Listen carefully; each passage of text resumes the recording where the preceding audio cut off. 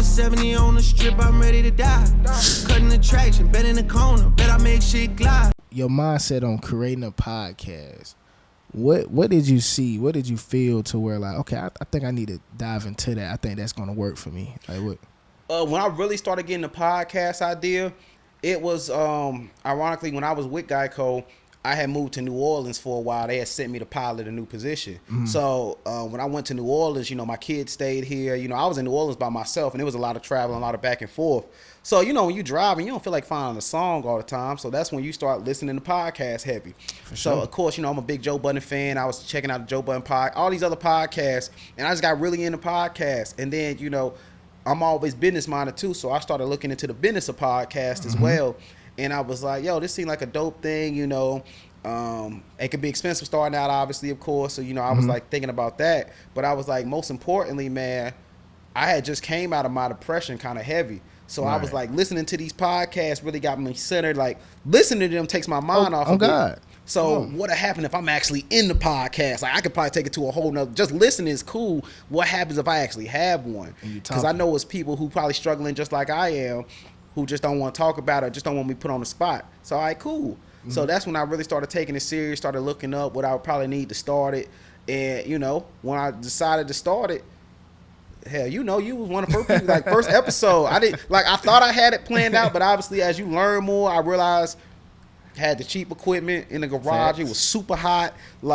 But that's still one of my favorite episodes. It was pure.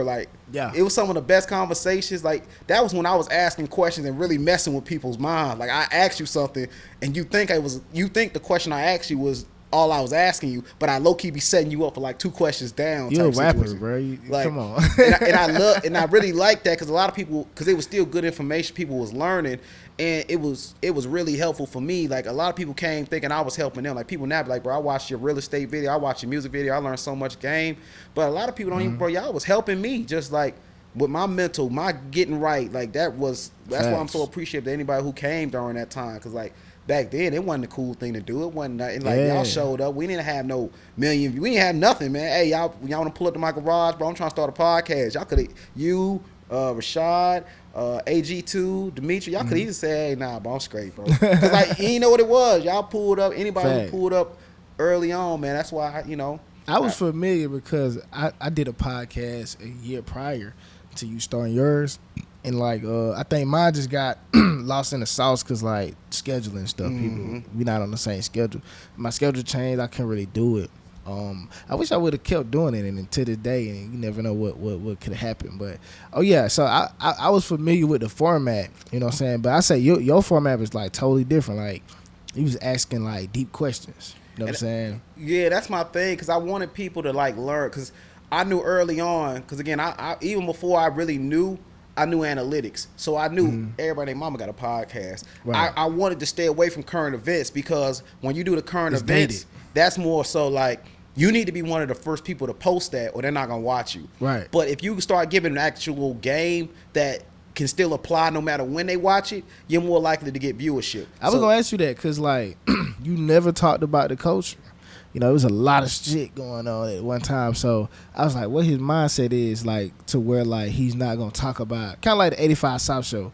They don't talk about nothing in the culture. They just having conversations. That's how you keep consistent viewership, because it's the same way I tell people, and it sounds crazy because, on my podcast, I always have guests with me.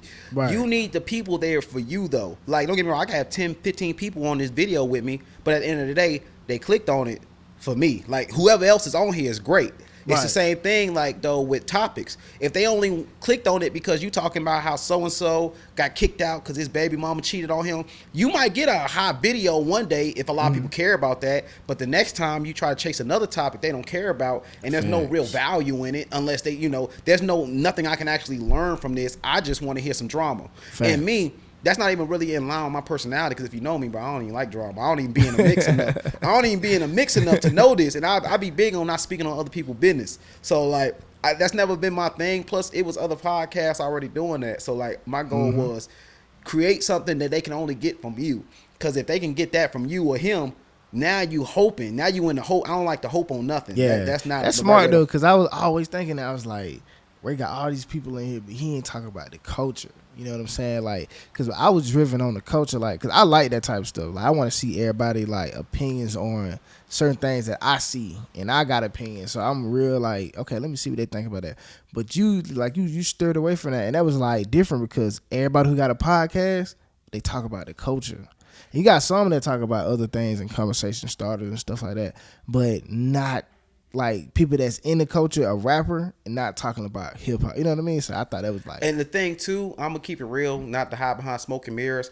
A lot of these like industry guys I kind of know on a personal level, so it's a little bit different than just talking about somebody you don't know. Because 9 times out of 10, even if I don't know like that artist particular, future business venture. You know what I'm saying? saying? It's an opportunity, or like, cause like I might not know that rapper, but 9 times out of 10, I might be cool with somebody associated with them. Then I hit them or whatever, and they like, nah, bro, we ain't trying to do that because you know we heard what you said. So like I stayed away from it too, just because I know some of the connections I had behind the scenes. So I was like, nah, I'm not even trying to get into that, man. I'm gonna mind my business, and that's kind of how the business kept growing. But then on top of that as well, like you said, everybody else was doing that, so I didn't really want to fall in the mix because if I do what everybody else doing, what exactly do they need to come to me for? Like, so that's why I try to stay away, and that's why I try to have the deep questions on stuff that actually help people. Like, Wells, like, no disrespect to no other podcast, because there's a bunch of dope podcasts, but around, you know, when we was at our peak, Wells, where you gonna sit down and be able to get music, like in-depth music, like actual game? Where was you gonna get the real estate game? Where was you gonna get the relationship topics? Where were you gonna get mental health discussions? Like, I'm talking about like all whatever you could think of. There was no other podcast doing it all. Now there was dope podcasts, might have been doing the music, might have been doing the real estate, but like there was nobody you can just, hey, no matter what, I'm gonna learn something from it, and that's kind of how I found my lane.